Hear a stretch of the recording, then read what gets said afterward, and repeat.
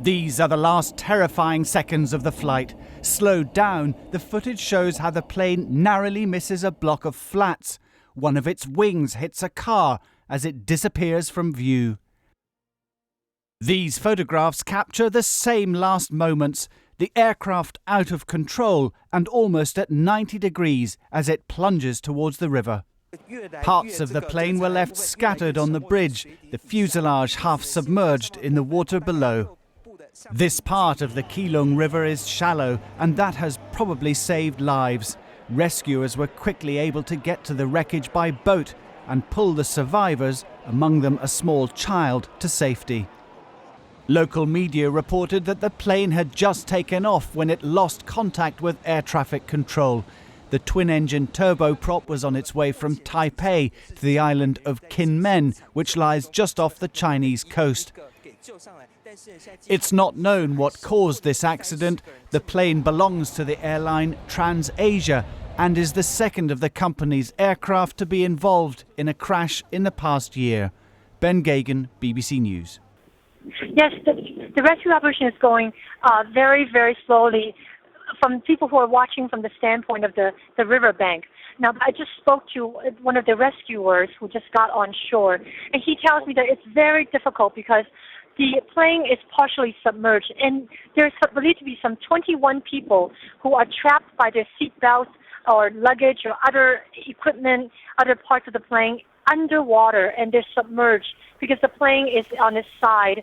And some of these people have been in the water for hours now, and he believes it's very difficult to get them out. There are divers in there cutting the seatbelts and trying to remove some of the wreckage to free some of these people. But he himself just told me he doesn't believe that there are survivors inside because it's been so many hours since they were submerged in water.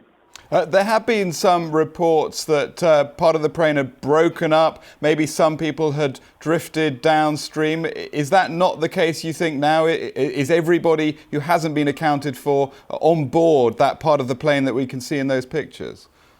Yes, basically the rescuers have just told me that only about 6 people flowed out of the aircraft down the river. And they have already found those 6 bodies. They all died. And so the people who are unaccounted for are believed to be all still trapped inside the aircraft parts. And one of the main parts, I'm standing on the riverbank looking at it right now. It's a very slow process. I see about 20 rescue workers standing on top of this main part.